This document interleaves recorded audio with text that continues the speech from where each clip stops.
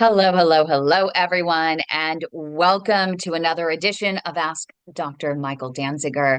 Today, we're going to be talking about the power of fruits and vegetables.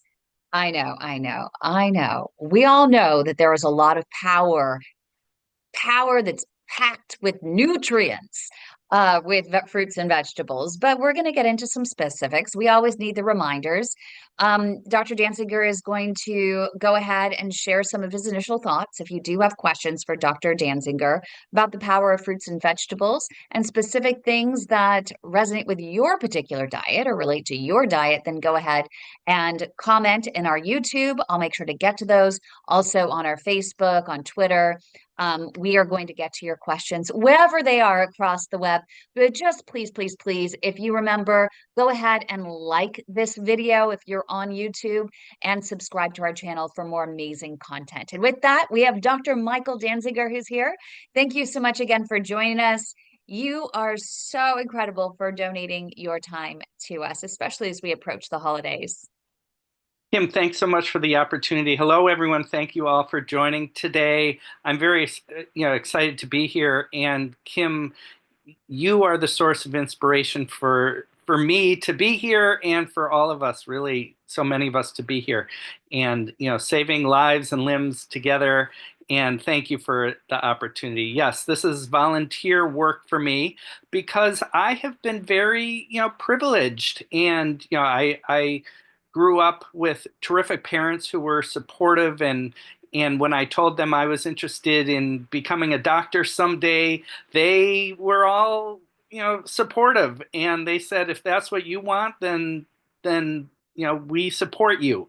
And I have been very fortunate, and I think those of us who've been fortunate enough to become doctors and clinicians and dietitians and people who are in the medical field have an opportunity or even an obligation to give back to make the world a better place. And so being here together is along the lines of, let's work together to make the world a better place. And if we can save one foot, if we can save one leg, if we can save one life, if we can avert one heart attack or a stroke, then that's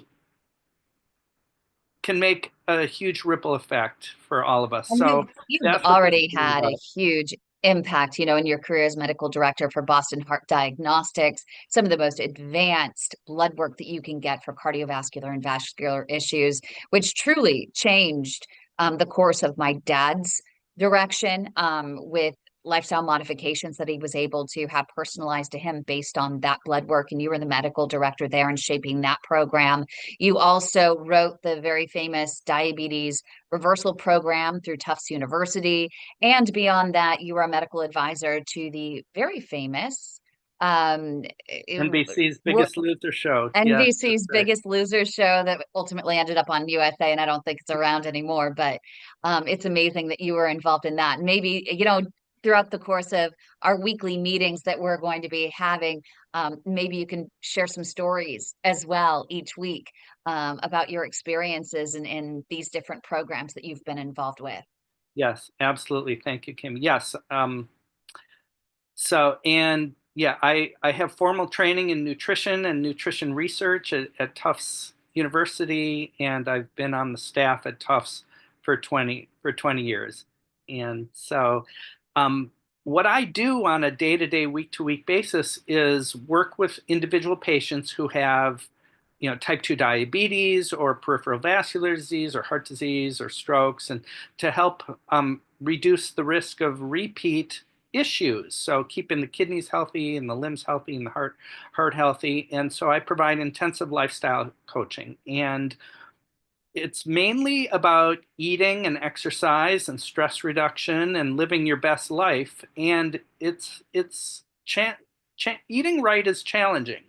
Mm. And there's a lot of confusion about there. If out there, when you look on the online, or if you talk to different, people or different doctors or different dietitians, you often get different Yep. viewpoints, sometimes very strong. Some I remember, debates about, from people who said you should eat no meat and others who said you have to eat meat. And there's no You even one have some that are doing the full carnivore diet. So talk about the antithesis of, that, you have the carnivore diet over here that's great for cardiovascular disease, but then you have the Estelin and Dean Ornish diet over here on reversing cardiovascular disease that say all plant-based, all whole foods, no meat.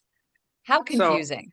I had the opportunity to actually do research to try to compare diets head to head to see, what's the best? Is it the Ornish vegetarian, or is it the Weight Watchers, or is it the Zone diet or the Atkins diet? And it turned out to be a four-way tie over the course of 1 year. And we looked at sophisticated blood testing, and we looked at changes in weight and diabetes risk. And the results of this research, was all over in every newspaper in the country. And what it showed was there's no one best eating strategy for everyone. There's no one best. They're all winners, but they're all really hard to follow. And so, um, but one thing that they all agreed on is that vegetables, especially the non-starchy vegetables, are something that we can all agree on. And so there's no eating plan out there that's going to say spinach is a problem or or cucumbers, or so most eating plans really agree that vegetables and fruits are helpful. And there's a lot of research studies showing that the people who eat the most servings a day or a week of fruits and vegetables live the longest. And so there's a lot of consensus that fruits and vegetables should be the foundation of what we're eating. And I got to create something called the Biggest Loser food pyramid 10 years ago. And at the base of the Biggest Loser food pyramid was fruits and vegetables. And it was instead of all the starch that used to be at the base of the food pyramid. And it got a lot of positive feedback. And the reason why fruits and vegetables are so healthy starts with they're low in calories, so they're low in caloric density, but also they taste good. So most of my patients like all foods. They like meat, they like cheese, they like fruit, they like vegetables, most of my patients like almost all foods. And most people like vegetables when they're cooked well or made well into a salad, and they're filled with antioxidants. And so all of those chemicals, all those compounds that give fruit and vegetables their color are good for the blood vessels. So that's the main theme of today's conversation, is that the things that make carrots orange, the things that make apples red, the stuff that makes pineapples yellow, all the things that add, all the pigments that make the beautiful rainbow of fruits and vegetables have antioxidant properties or other types of healing properties. And that's just one of many good reasons to eat these fruits and vegetables. And now we're not talking about red 40 and yellow 6. Those aren't added. No, no, no. You can't say that Cheez-Its are really good because they're bright orange, due to beta carotene. There's probably a little mix of the red 40 and probably the yellow 6 that are mixed in to make those Cheez-Its the bright orange color. Yeah, you make a really good point. And so, yeah, the artificial dyes, of course, are not the answer. And for better or for worse, every time science has tried to distill the health properties out of a fruit and vegetable and put it into a capsule, for example, when you try to take the most potent compounds out of say the skin of a grape and put it into a capsule and take those pills, it just does not have the same medical benefits as eating the fruit or the vegetable itself. And so this has been studied over and over and over again. And I'm not going to say that you shouldn't take vitamins or that there's supplements are worthless, but I'm just saying compared to actual food, there just hasn't I mean that dominates everything. You can't out medicate a bad diet.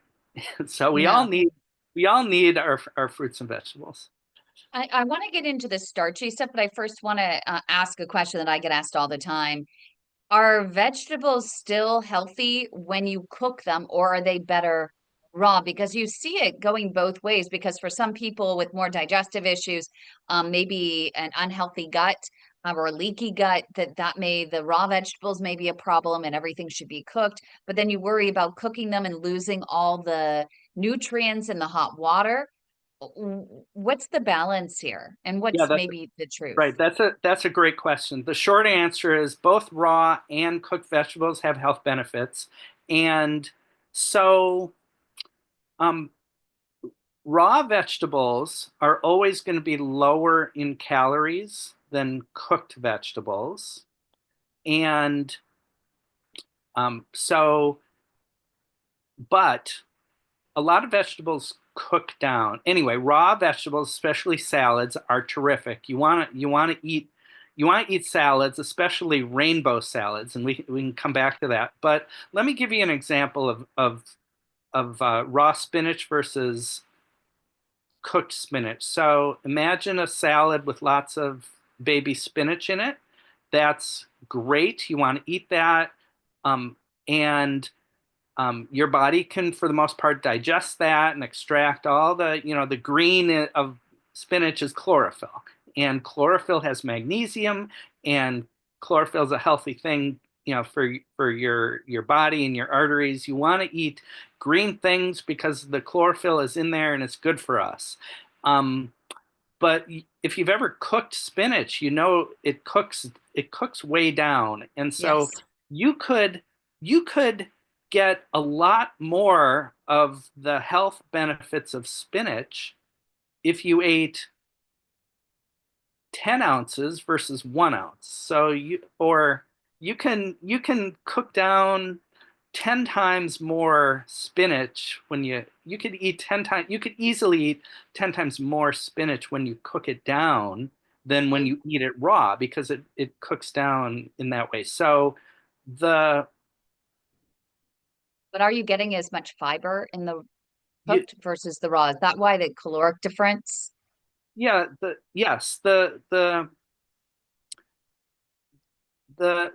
the amount of calories in a pound of raw spinach is a lot less than the amount of calories in a pound of cooked spinach, but there's a lot more fiber when you eat when because it cooks down so much, right? A portion of cooked spinach just has a lot more leaves in it in the first place. So it's going to be a Gotcha. lot more fiber, a lot more magnesium, a lot more chlorophyll, because you've got probably 10 times more, leaves that went into that cooked spinach. So sorry if I'm not explaining it well, but you want to eat vegetables in all sorts. Anytime you're eating vegetables, cooked or raw, it's a good thing.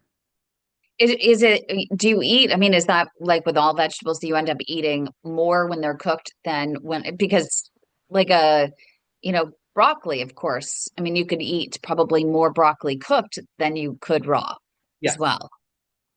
But so I think one of the main benefits of vegetables is that they're so filling, right? You can eat, you know, 30 calories of raw broccoli, and it's extremely filling. Yeah. And you can also eat cooked broccoli, and it's going to be more calories. It's just easier to eat cooked broccoli, but maybe it'll be, 100 or 150 calories of cooked broccoli in the same amount of space that raw broccoli takes up, but you win either way. Yeah. Do you lose a lot of the nutrients in the water? I take the water, for example, I just made a vegetable chili Yeah. and I store up the steamed the water that I used to steam the artichokes and the asparagus and then the Brussels sprouts and the broccoli that I've had over the last few days. And I took all of that water and I used it as the base for my chili Yeah. so that I'm hoping I didn't lose any nutrients in the week. Most of the nutrients stay in the cooked vegetable. Oh, they do. And so let's say 90%, give or take, it probably depends a lot on but when if you steam a vegetable, you're probably losing none of it. Or if you're boiling it, you might lose, I don't know, 10% goes into the water. Not enough to really worry about, I don't think. And what about starchy vegetables? We were told by a functional medicine practitioner that starchy vegetables just once a week. What are starchy vegetables? What do you consider the starchy vegetables? And what is your best recommendation for eating Yeah. those? Okay, so um, keeping in mind there's no one best strategy for each individual. I think we can all agree on what the starchy vegetables are. It's just there's disagreement on how much for an individual person to eat. So the starchiest vegetable are like potatoes and other very similar, so maybe yucca or other variations of white white potatoes. And then sweet potatoes are better. They're less starchy. They're still pretty starchy. And then there's squash. So squash isn't as starchy as a sweet potato, like butternut squash, for example, acorn squash. It's not as starchy as a sweet potato. So I would say squash is better in the sense that it's less starchy than sweet potato, which is less starchy than a white potato. And then other starchy vegetables, you know, so root vegetables. So beets and carrots and turnips, I think those are fairly low compared to winter squash or sweet potatoes. In my own patients, unless they're trying to follow a very low carb eating plan, I just say you can eat any vegetable. Anything you think is a vegetable is fine by me, with the exception of white potatoes. So I don't really give my patients a hard time if they eat, a sweet potato once a week, or corn is a little bit on the starchy side. But I think, corn, when eaten as a vegetable, is not, you know, out of control, once a week. I think things made out of corn are a problem, like corn chips, corn bread, corn tortillas. But for a moderate carb eating plan, I don't really try to steer my patients away from those starchier vegetables. So you can go ahead and instead of regular noodles, regular pasta, you can make your zucchini noodles and you can make your sweet potato noodles, and they're Yeah. fantastic. Very satisfying. Yeah, spaghetti squash is another Oh, I way to love do it. Oh, I love spaghetti squash. If you cook that right with the right olive oil and the right stuff, oh my gosh, it is delicious. You can even put a little marinara sauce on it. Yeah. Absolutely So yummy. most of my patients have diabetes. They're aware that starch raises blood sugar, but on the other hand, fruits and vegetables are so good for weight loss that for most of my patients are always looking to lose weight. So I help, I'm much more concerned about grains than vegetables. And what about fruits? So we have, if you go onto Facebook and they have these reverse diabetes groups with 20, 30, 40,000 people in each one, and not one of the groups is run by a doctor. It's run by a couple of them have functional medicine practitioners, a couple of them are just patients that want affirmation for their own choices in diet and what's worked for them. And they have some pretty strict rules in there as to what you can and can't eat. And several of them say absolutely no fruit. Do not eat fruit at all. Right. So on a very low carb eating plan, like an Atkins style eating plan, there wouldn't be any fruit until the later stages. And the reason people are concerned about fruit is because there's natural sugars in there, especially fructose. But on the other hand, if you're not on a very low carb diet, if you're on a moderate carb eating plan, or any other eating plan, there's definitely fruit. And when I got into this game of lifestyle coaching 20 years ago, I was a little nervous about fruit, but I quickly saw that most people, can who are following a careful eating strategy can get away with eating at least one serving a day of fruit and sometimes two servings a day of fruit. And I think berries are probably the most favorable of all fruits, but I think citrus fruits are good. And I think, with most of my patients, I don't tell them to avoid fruit. As long as they're losing weight and as long as their blood sugar is improving with their weight loss, then I rarely need to limit a patient's fruit. And that's good news because fruit has health benefits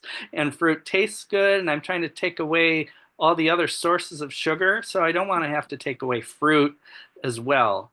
And that's So why it's those are always my views. it's important that you personalize it. That's why you're saying all of those different diets that are out there. When you compared all the diets, it depends on the person. It depends on what's going to work for each individual, what their habits are, what's really causing with their body makeup, what's causing their issues, and where their weak points are.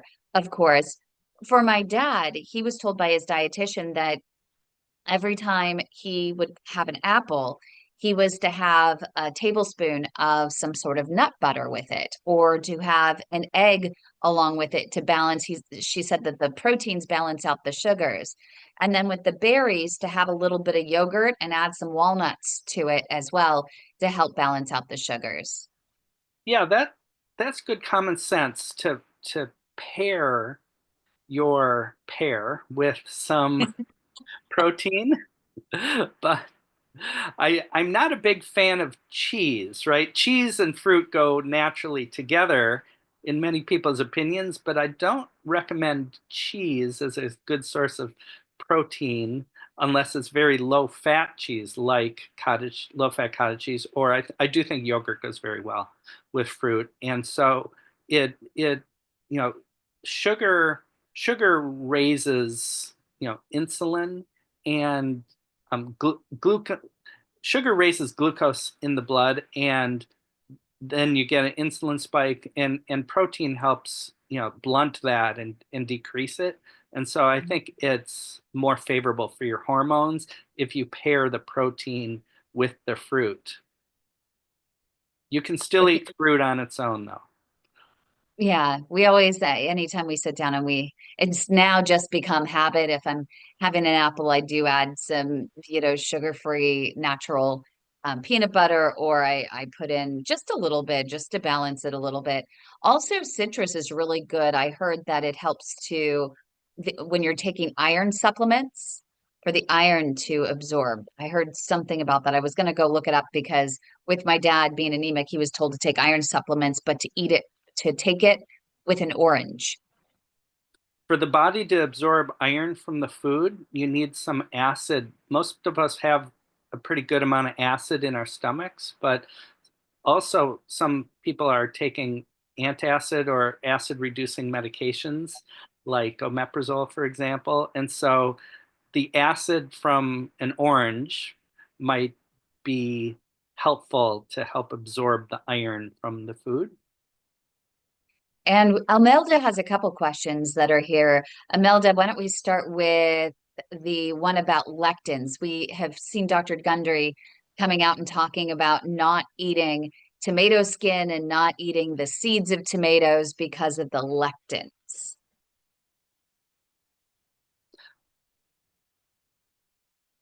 So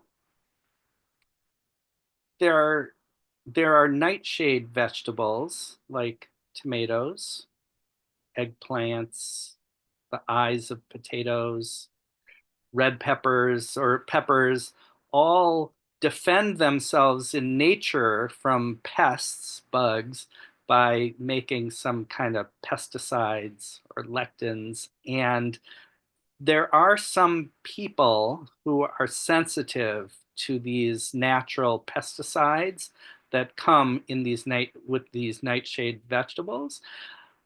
On the other hand, most individuals are not particularly sensitive to those, and I'll call it 1 out of 1,000 people might be sensitive to these. And so I would hate to say that tomatoes are off. Almost everyone's eating tomatoes, and they have lycopene, and they have, the pigments that make, you know, tomatoes healthy. And so, yes, you can peel your tomatoes, you can remove the seeds, but it's hard enough to get your fruits and vegetables. I don't like to add any additional I rules know. or restrictions, um, unless they're The, truly necessary. And so I'm not sold on that for the most part. the interesting thing, because of the world of social media and clickbait and, sales of organizations or physicians own services or products, they might play upon something that might be small. And while it might be true that there are some issues, you may not get the real whole truth. There's a little fear mongering out there, the whole truth around, like, Imelda is sitting here going, "Oh my God, I can't eat lectins." And even I am so embarrassed to say that the other night I was peeling my tomatoes and taking out the seeds. Um, and it's such a pain. It's just horrible to have to deal with that. But that's what we see out there, and that's what's Yeah. getting the clicks. So, in the grand scheme of things, right, we have to eat something. And Just not it's, the Fruit Loops or the it's, it's Coca-Cola. possible to make it's possible to vilify almost anything that's out there. But really, the real trouble is fast food or all those things that are made in factories that a grade schooler could tell you are unhealthy. It's the obvious stuff, right? It's not the subtle stuff that's causing epidemics of obesity and artery disease, like tomato seeds. I mean, that's subtle, right? That's debate, and it's the stuff that we can all agree on. That's the real problem. The real problem is, you know, fatty meats, fat, and you know, it's it's the stuff we could buy at McDonald's or Burger King or in the package, all this packaged stuff that's obvious. We all Yeah. know what it is. And it's hard to stay away from that stuff. So that's that in the grand scheme of things, that stuff's the real problem. And we all want to eat some of that once in a while as special occasion treat food once in a while, perhaps, but it's not carrots or tomato seeds or that stuff that's really causing, issues. So we have a few questions here before you run. Melda has another one. She's interested in low lactose food sources of calcium that don't clog arteries. And I think that this is good since we're talking about power vegetables, because there are vegetables that have that calcium that is good for your diet. Yeah, well, let's start with spinach. So greens have calcium and magnesium and all sorts of good stuff in there. And also the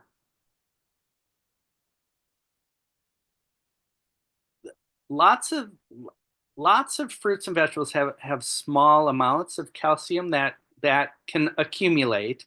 I'm also a fan of the I'm also a fan of um the like almond milk, and so a non-dairy source of calcium.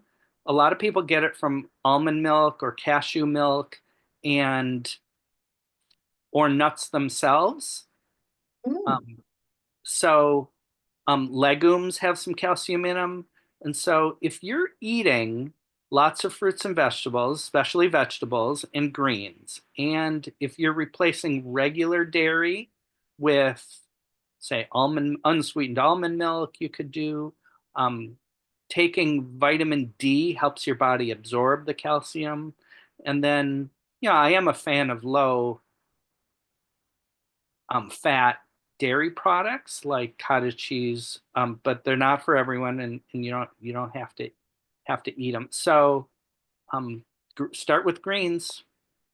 Lots of greens and even artichokes. Artichokes have a high amount of calcium Yeah, in them. They're just really expensive right now. Their price more than doubled. But even here in California, we're like the artichoke capital of the world here, or at least the US, but yeah, that's a good they're even point. expensive. But those are really good, packed with fiber, packed with antioxidants, great for cardiovascular health, lots of calcium. Right. I can't remember how much calcium's in Brussels sprouts, but Oh, I think those that too.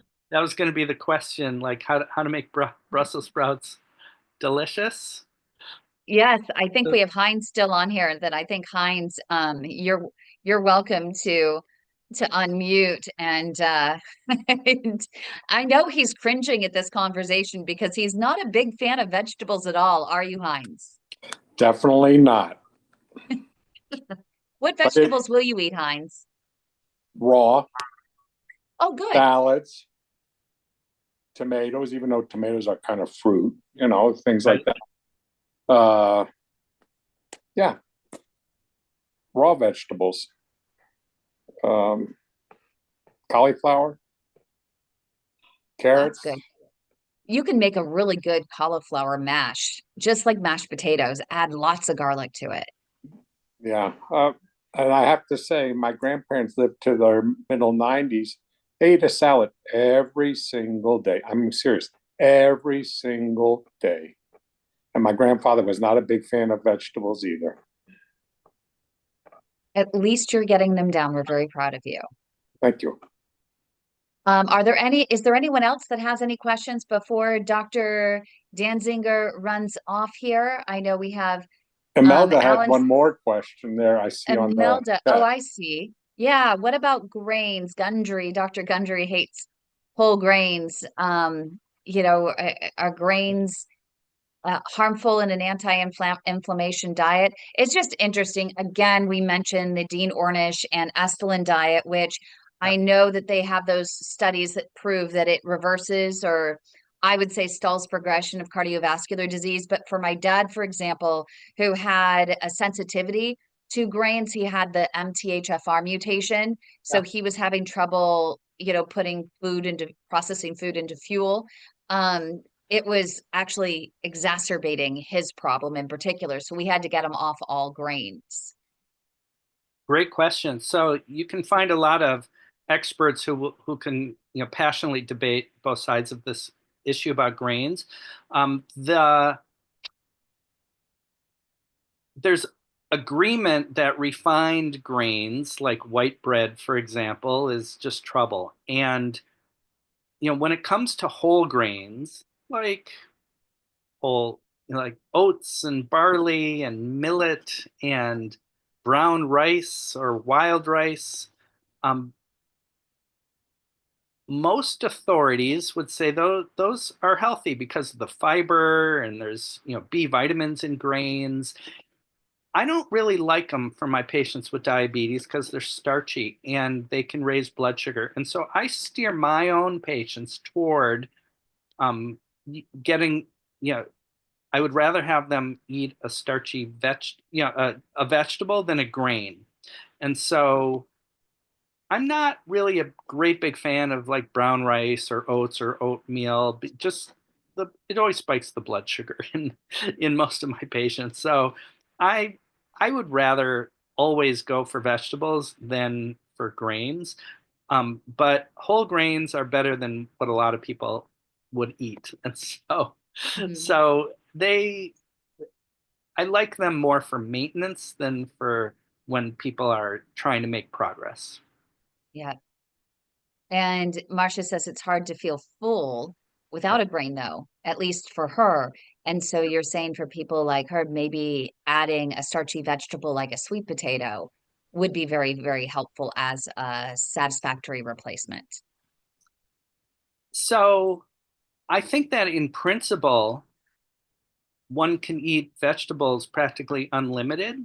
And so one could fill up on cooked carrots or green beans or cabbage or Brussels sprouts or, rainbow salads. And so, um, but there's no one size fits all. And Yeah. for many people, whole grains in moderation are part of their winning formula. Now, Bambi mentions, so she loves her oatmeal in the morning. And one thing that we did for my dad, and I'm curious your thoughts, because we reversed his diabetes, and it's all the stuff that you approved in the book Yeah. that we co-authored together and you edited. It was we put a little bit of the regular oatmeal in there, and then the oh gosh, and now I forget the types of oatmeals that are out there. Stone ground oatmeal, is that the one? The one with the little pieces that's really hard to Yeah. actually Steel cut. get soft. Steel cut, that's it. And so we put a little bit of the flat oatmeal, a little bit of the steel cut oatmeal, but then we actually filled it out with some ground quinoa, ground flaxseed, ground chia seeds, raw cacao powder, some MCT powder with collagen, and some creatine for him from his dietitian for Yeah. his situation because he loves to work out. But we were able to, and then when we cooked it up, we added some fresh walnut milk. So I would blend the walnuts right there and make a little bit of walnut milk and add some berries to it. That sounds terrific. So it's not really the whole oatmeal. You can make your own, but I'm curious, what is your thought on quinoa? Yeah, so that's a type of whole grain. It's one of the ancient grains. It's become more and more popular in the past decade, and um, it has a little bit more protein than most grains. So I like it. I think it's one of the better grains. Still, it's starchy. So all of these foods that combine both starch and fiber together kind of occupy sort of a middle ground for me. Yeah. And I would always favor a vegetable that has fiber than a grain that has fiber. Of all the grains, my favorite is probably wild rice. That one's kind of a cross between a vegetable and a grain. So in some parts of the country, it's kind of hard to find it, but I think wild rice. I think it's fair to call that a vegetable. And a good way just to round it out, I mean, in terms of also legumes, you have your tofu, you have the soybeans, right? And I was told, the dietitian told my dad absolutely no tofu because it's too processed. If you were going to go in that direction, she always preferred more tempeh, but she would rather him get his protein elsewhere versus eating tofu. I'm Hmm. curious your thoughts, your Oh, perspective on I'm that. I'm a fan of tofu. Mhm. I think it's really healthy. It's low in calories and has healthy fat in it, and it's a good, there's good healthy protein in there, and so I think tofu's terrific. It's bland unless you know how to flavor it up, and it takes on a lot of oil if you don't cook it right. So it can be very high calorie if you're eating it as deep fried or something like that. I think tofu is good. It has a very slight estrogen property to it, not enough to worry about unless you are a breast cancer patient, in which case soy is typically avoided. But for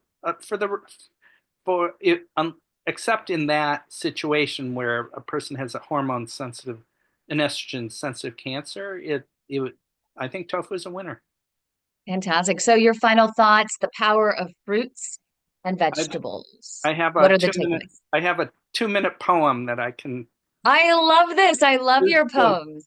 uh, I haven't practiced this one enough, but I will try it. Okay. Okay. This one's called the Colors of Life, A Heart's Embrace. The colors of nature, vivid and bright, hold the key to health and pure delight. Reds, oranges, yellows, greens, and blues, each hue a gift that your body will choose. The red of berries, beets, and tomatoes fights inflammation and the heart disease goes. Cherries so sweet with antioxidants grand, help keep your arteries strong and stand. Orange, carrot, squash, and sweet potato boost heart health, making blood flow. Great-o. Citrus fruits, lemons, limes, and tangerine fight off disease and keep hearts clean. Yellow peppers, corn, and golden squash provide the nutrients our heart can't wash. Pineapples and mango bursting with zest offer antioxidants that work their best. Green leafy kale, spinach, and peas cleanse your arteries and put you at ease. Broccoli and cabbage, rich with fiber, keep blood pressure low and make hearts brighter. The purple grapes, eggplants, and plums keep free radicals at bay as they come. Blueberries bursting with antioxidants high protect the heart and help it fly. Pomegranates with ruby red seeds help arteries stay healthy, meeting all needs. Beets so rich with nitrates and red promote healthy circulation and keep blood fed. Avocados creamy with fat so pure help cholesterol balance and make hearts secure. Bananas sweet with potassium's might support the heart day and night. Apples crisp with fiber so fine keep arteries clear and hearts in line. Onions and garlic, pungent and strong, fight inflammation and keep blood flowing long. The rainbow of colors from red to green, from green to red, nourish the heart, keeping it fed. So fill your plate with these gifts so bright and watch your heart thrive in radiant light. And so now you know, eat the rainbow. I love it. And join us just about every single week with Dr. Michael Dansinger. You can join us on YouTube at Michael Dansinger MD. You can go to his YouTube channel. Make sure you like the video. It is live on there right now. Make sure you subscribe to his channel. You can also watch the videos on our channel for the Global PAD Association, and that's at The Way to My Heart, all spelled out. Make sure you like and subscribe to our channel as well. Dr. Dansinger will not be here next week, but he will be here on the 23rd, and we're going to be talking about some healthy holiday hacks. So make sure you join us on the 23rd. It's going to be at 3 p.m. Eastern Time, 2 p.m. Central Time, 12 p.m. Pacific, and I believe that's 8 p.m. UK time. So join us then. Come with your favorite recipes. Come with your healthy holiday hacks. We want to hear from you. So come share your recipes. You can send them to us at info, I-N-F-O, at padhelp.org ahead of time. And we can help you format them, put them up on the screen, and let's share. Let's make this a brighter, healthier holiday season for 2024 and a great start, healthy start to the new year of 2025.